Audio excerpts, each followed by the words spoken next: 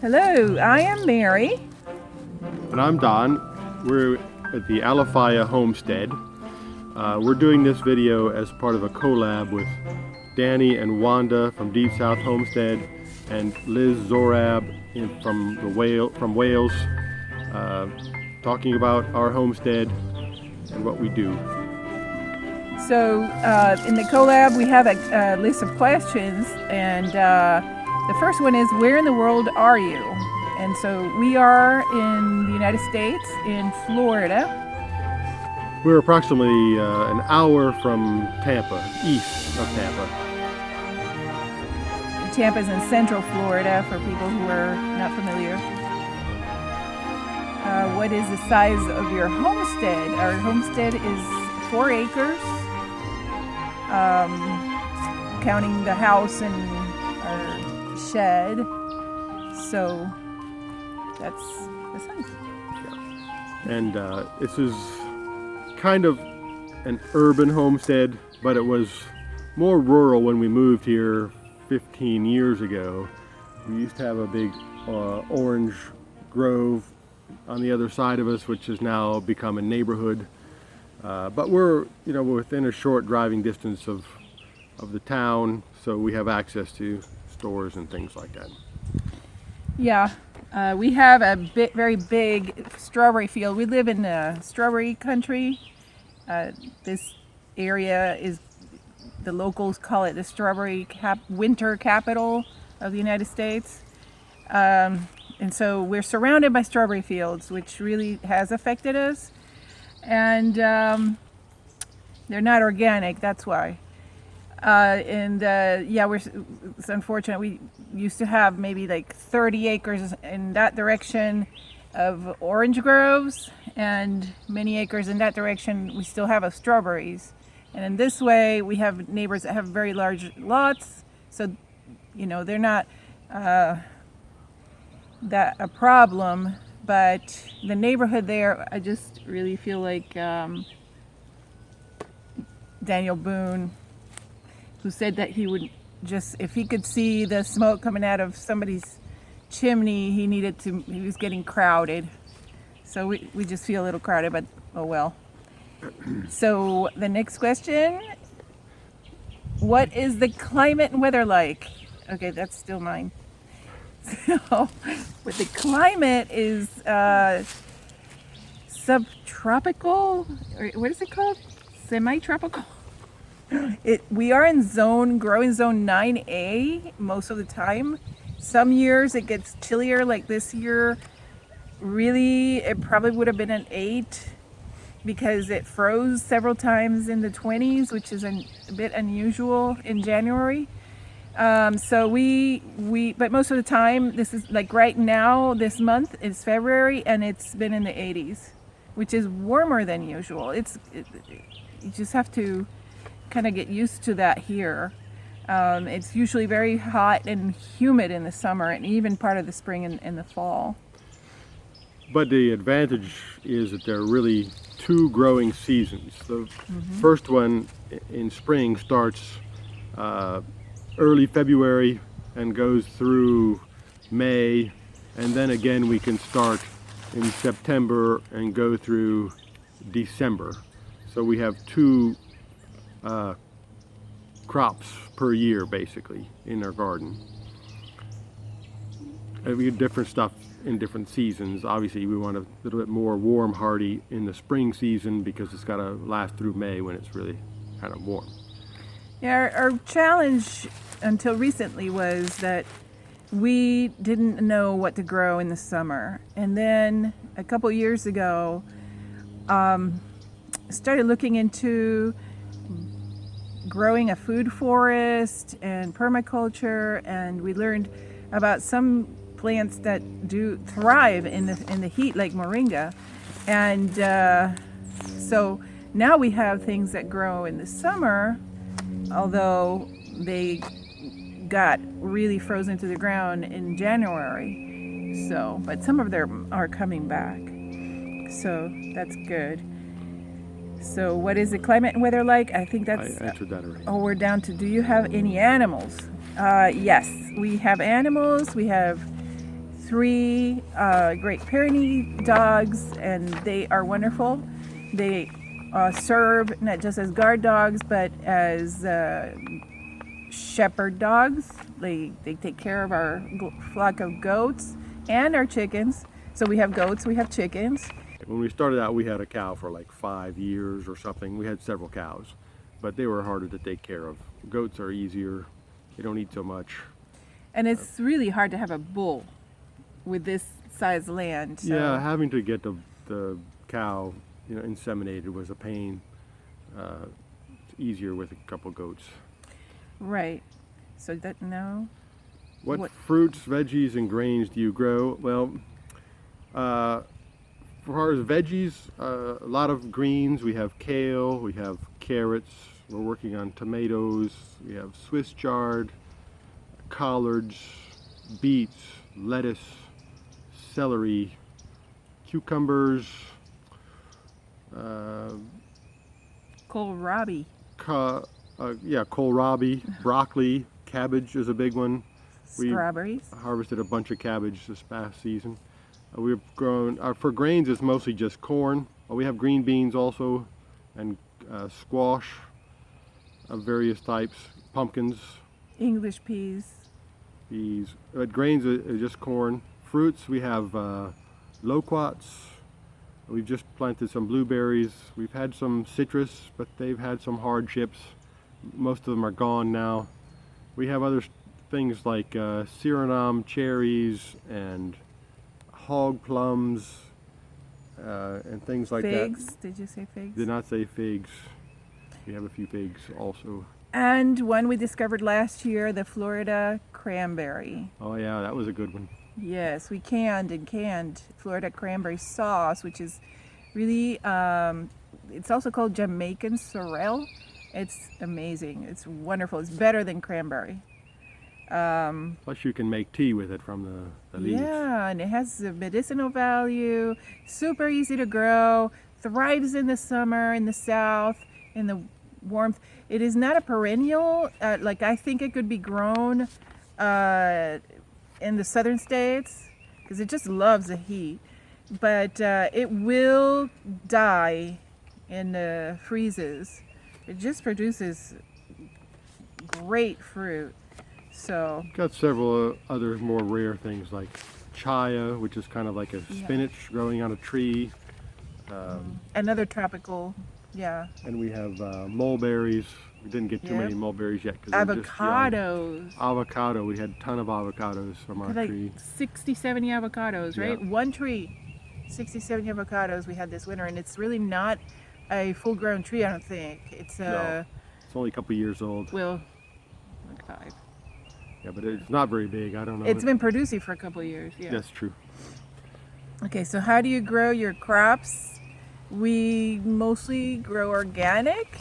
We don't spray pesticides at all, and we use compost. And but is Epsom salt considered organic? I don't know.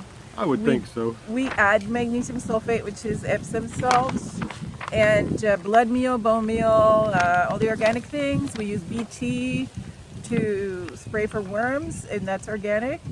And but once in a while we add ammonium nitrate, which is for corn, and you know, just very few little, but we do sometimes add that to the soil. Most of our crops are just organic. The raised beds. But we have a lot of varieties. We have hydroponics. We have raised beds. We have permaculture. You mentioned we're going for a hugelculture next. So all different types. We're trying all the different things. Oh, many things. Row beds and containers. Yes. I don't know what BTE is. And greenhouse, we've had small greenhouses. We really need to have a real greenhouse, because even though we have a very short winter, it will kill things. And then to get things started again, it just takes a couple months. So Yeah, we just need that in the winter time to get things started Yeah. earlier than the growing season, but you can't really use that in the summer. It's too hot. You don't need it. So it's just a winter startup thing that we need. right. So next is, do you sell produce or things, animals? Oh, that's my question. We don't sell any produce. We have we eat all of our own stuff. We have butchered some of our animals in the past and eaten that, but we didn't have sell the sold meat. goats. We have sold goats. Oh, yeah. If we have extra males that we don't need, we would sell them Yeah. or trade them for a different male. Yep. We have variety. Do you grow solely for your own needs? Pretty much. We give things away to our friends and family, but we don't sell. Yeah. Health issues, yeah. I mean, I'm a diabetic, so I have issues with inflammation. Mary also has rheumatoid arthritis, and she was also had gluten intolerance, which was causing her all kinds of inflammation problems. And does it affect how you live and work, your land? Well, I mean, obviously it affects how we live. We have to be careful what we do, what we eat. But which affects what we grow too, I suppose. We're going to grow stuff that are good antioxidants and that are And organic. We don't yeah. want any GMOs. GMOs or No. glyphosate No, or no, anything no. like that, which is also an inflammatory problem. We really can't afford any more inflammation than we already have to deal with. No. Yeah, I mean, and as far as working the land, diabetes is just something that has to be watched. And, arthritis, I have finally found a way to get rid of it. And it's a slow process, but it's working. And definitely going gluten-free and practically grain-free has made a huge difference.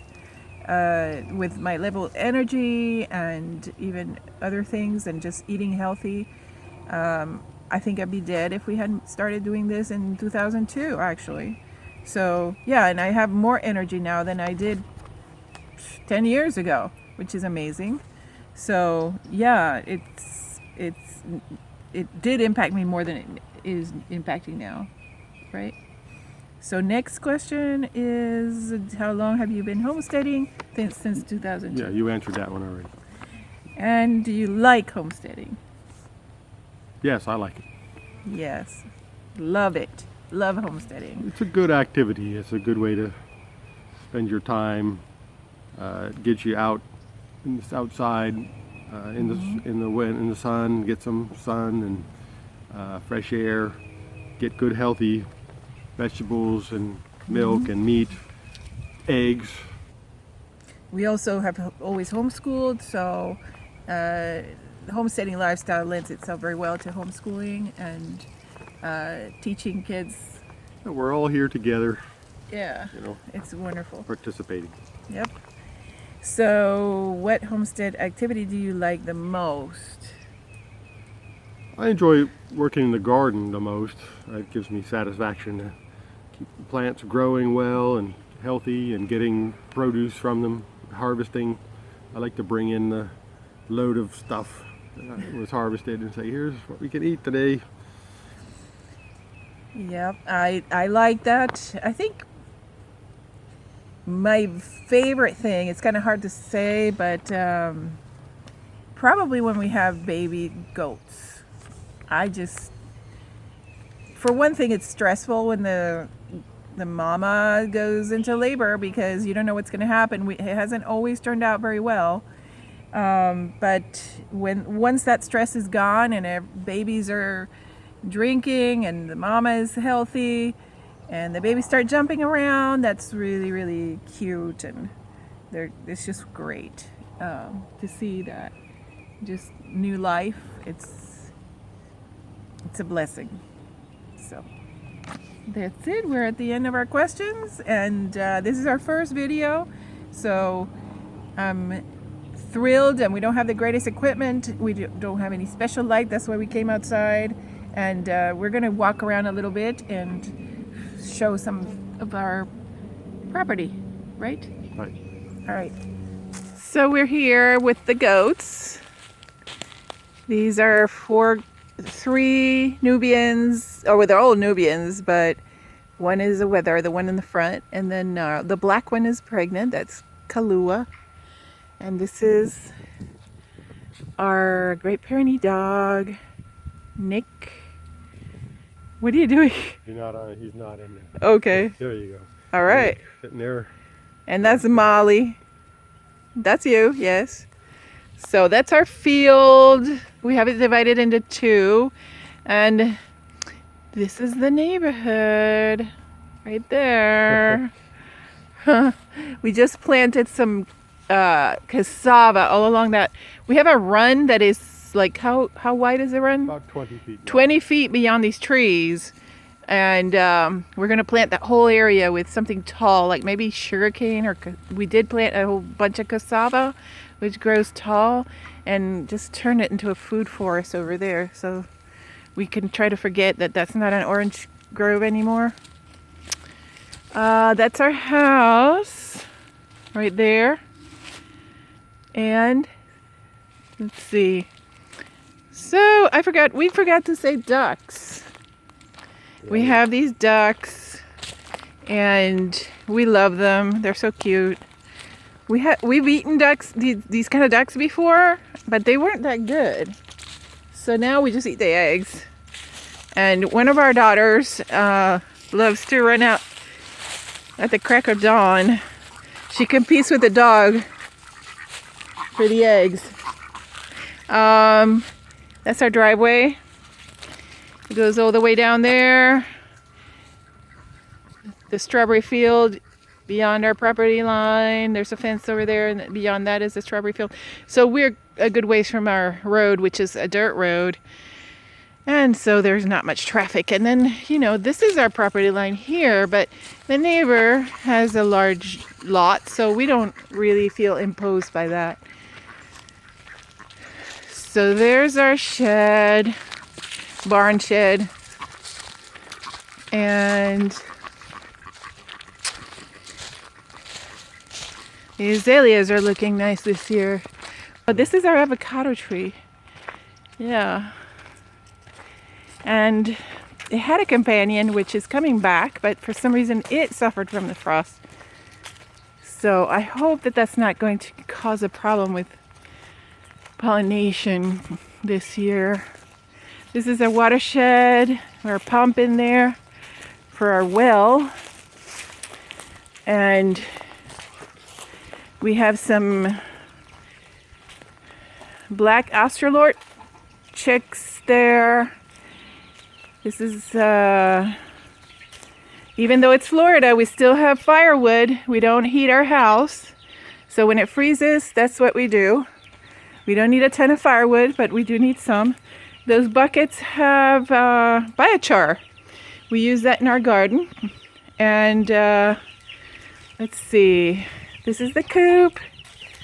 These are our hens that are about 2 years old. They have their run back there. We use that to compost. We throw our scraps in there and some yard waste, and they sort of mix it up and make their contribution. We use palmetto leaves to create shade for them because usually until 11 or so, this coop is very sunny and they will not come out. In the summer, in the winter they do, in the spring. But yeah, that we use those palmettos, weave those into the coop wire. Here's the garden. Okay. And this is our corn here. We're waiting for it to come up. I think we have some volunteer. We grew beans here last year.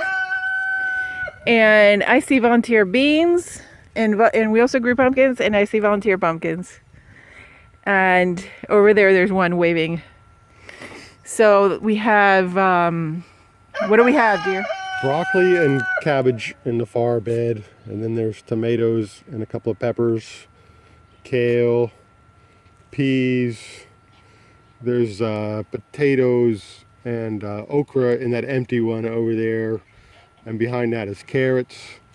Behind that is kohlrabi and some squash, and we've got collards with some beets that you can't see, Swiss chard in the buckets, and then a variety of things in the hydroponics. We have lettuce, beets, celery, strawberries, Yep. tomatoes you can't see, cabbage, cucumbers are back there, just small at this point. So this is our latest addition. Yeah, this is our latest addition here. We ended up trying out the Back to Eden gardening with the wood chips, but we really didn't have a lot of success with that. It wasn't very productive. So there's that pile of wood chips that you pulled away. We're just going to have to use it as mulch somewhere. Yeah. You planted these. Oh, yeah. Blueberries. So this was last weekend's job. Actually, it was a whole week.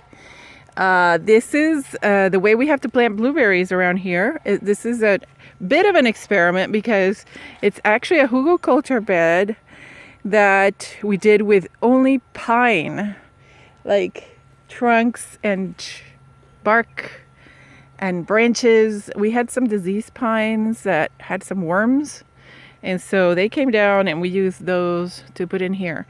So we have 10 brand new baby blueberry bushes that are recommended for our zone. It's the University of Florida that studies and does a great job at figuring out what is good for here. So they are hybrids, and we'll see. Maybe I'll learn how to propagate that. Suriname cherries here. Yep, this whole bed is Suriname cherries.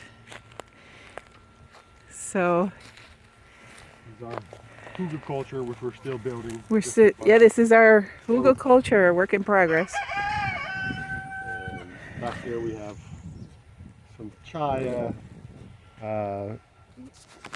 that froze down. It's coming back up from the base. Chaya. And we've got a Mexican sunflower over there. That's mostly for goat food. Couple of kale plants over there, but you can't see the Florida cranberries are in that bed also, but they're just little. Can we go right see? now. We can go take them. We had a neem tree, and Yeah, I'm not sure if it's going to come back. the freeze got it. It's sad. So let's see. This was also a Back to Eden project. So the chaya is coming back right there. This is the Florida cranberry. And it did great in the Eden garden, whatever, the wood chips and the layers. So you have a little lone kale over here. Yeah, a couple of kales. I tried kale here first. But see, the wood chip bed is just not producing great kale. It's not nearly as big as, and I planted them earlier, not nearly as big as the ones in the other beds where I put the compost directly in. Yep, so it's just a good old-fashioned weeding by hand that works for this particular thing. Although the Mexican sunflower, it was enormous. Yeah, it'll get big real quick. Yeah, and here is a mulberry, the last of our citrus. Yeah, this used to be a grove here, but Florida has suffered from an infestation that has really decimated the citrus industry. Greening, yes. Okay, so this is our buck pen. He is kept separate from the other goats. Don't forget the hog plums there. Oh yeah, we have a few left. Hog plum, or it's also called a wild plum, and this grows all over the south. Oh, we have loquats. Did you say loquats? Yeah, I said loquats. Okay. So he lives here next to our neighbor. It's too bad because when we built this goat pen here, this was an orange grove, so they knew what they were getting into. And here you are. I am not letting him get close to me. Huh. Because he has some bad habits, don't you? Yeah. Like to lick you. Lick you? Yeah. Or pee on you? He hasn't done that in a while. In a while, yeah. Mm-hmm. Yeah, Why don't you give him a loquat? He loves that. a Loquat leaf. Yeah.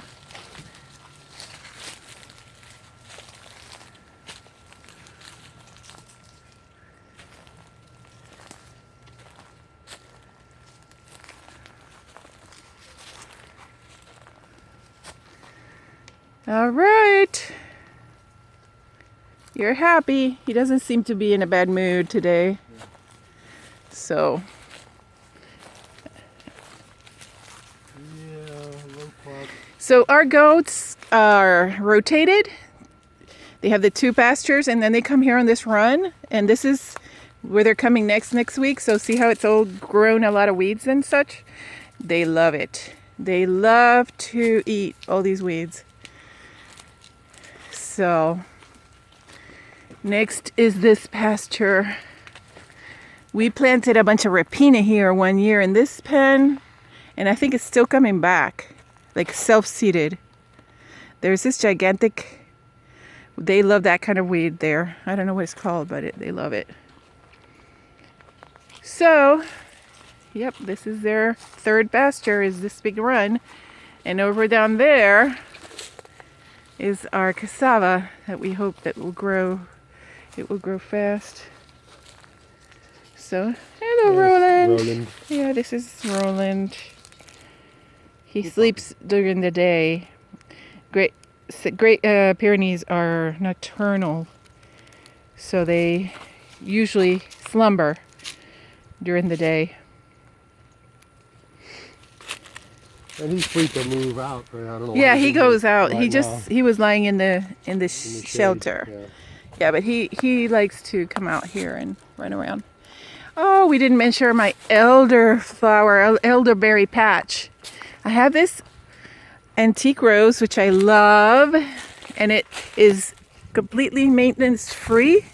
Produces a ton of flowers and has pretty smell. Growing with my elderberries. So this is an elderberry patch right here. And this part of the property around the house gets a bit too much shade, so we're trying to figure out what grows in the shade. These are our grapefruit and lemon tree, and they're flowering. This is the citrus flowering season, and it smells so good. Look at those pretty flowers, and oh my goodness, the scent from those is wonderful. Fig, yep, another Mexican sunflower, and the moringa sticks. But I've got they're coming back. Look at that. Moringa. So we'll see. They're indestructible? That's what they say. That's great. Yeah, so our Mexican sunflowers coming back. Our moringa's coming back. I didn't think it would, so that's wonderful. Wonder what that is down there.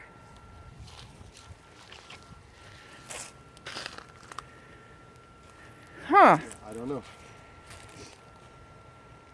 No idea. Okay, so this is about it, right?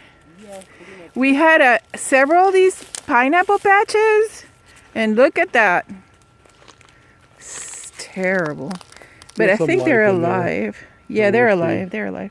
But it doesn't look too good. No, it looks A lot of terrible. these things, I don't know if they're going to come back from the below. It Nope, looks like nope. there's some sprout from that one. Oh, yeah. So I may Maybe just have cut to be the top patient. branches off. Yep, you're going to have to trim it all. I just didn't know if it was going to sprout from the top or from the bottom. This is chaya. And here's a little olive tree. That was an experiment. I also stuck some cuttings from our fig trees here. I don't know if they're gonna do okay. This is a rose bush. I'm gonna fence this and make this into an herb garden. There are more moringas here. And this is my new herb garden right here. I just have a couple things like rosemary, sage is not doing well, thyme, oregano, and lavender. We didn't want to give up on citrus, so we put an orange tree and it died in the frost. They don't take freeze, actually. They don't take hard freezes very well when they're young. And since I thought the moringa wasn't coming back, I put these sweet peas down here and thought, well, at least it'll be good for it'll be good for a steak if it's dead. But look, it's back. And this fig seems to be doing okay. Has some growth. So there. That's nice. This was the original herb garden area. I still have a tarragon in that pot, and the lemongrass is growing. I have aloe and I have comfrey back there. But we want the chickens out, and to grow other things, I just don't want to have a bunch of pots. So we're going to fence it over there. And this area is really a birding area. I love birds. They're relaxing to watch. And we planted a bunch of hummingbird plants. And now the poor hummingbirds, all they have is a feeder there until these plants come back. And that flower. And the bottlebrush tree is getting ready to burst into bloom, but nothing. This place really was a jungle until the freeze. So we have a volunteer loquat and chickies. Yeah. Leghorns. Well, summers. That it? One Dominic. And the reason for that is because we're moving. See, this is my greenhouse area. But can you take that sheet off so I can show it? So these are, all the chickies. There's a couple bantams because our kids wanted bantams. But yeah, leghorns and well summer, and the reason for that, and the australorps.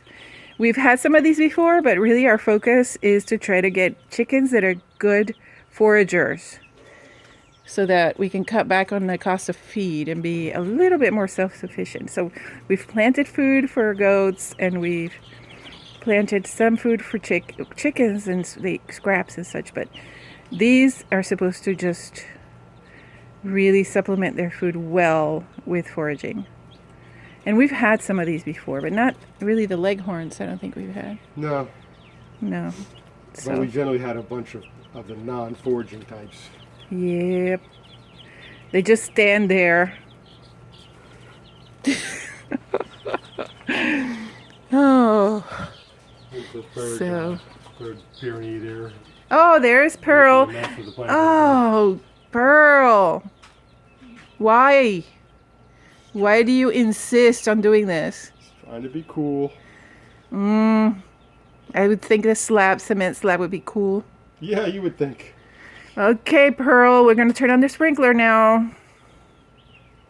And there's papayas. Did you mention papayas? No, I didn't, because they're all dead at this point. Yeah, we got a bunch of papayas, but sadly... They weren't ripe by the time we had to harvest them. Yeah. To avoid the frost, the freeze. Yeah. Some of them we ate, but... Some of them did ripen. Some of them we ate green papaya salad. Yep. But that was a sad loss. some were lost. Okay, so that's it. Oh, we have bananas behind the shed. We didn't show that. They're back there, way back there. So that tree is several years old and it's coming back, no problem. And the old burnt banana leaves, the goats love that. So we don't have to give them any hay if we can just provide these sorts of things for them. And that's part of our idea, being more self-sufficient so that we don't have to spend money on feed. And that is one of the advantages of Florida. Number one, you don't have to have a lot of winter storage for the animals. You don't have to buy a ton of hay and a ton of grain to keep them going through months and months. And you can grow food for them so that you can truly be more self-sufficient with your animals. And you don't have to have as big a piece of land because you don't, for that reason, everything grows almost 365 days a year. So that's it.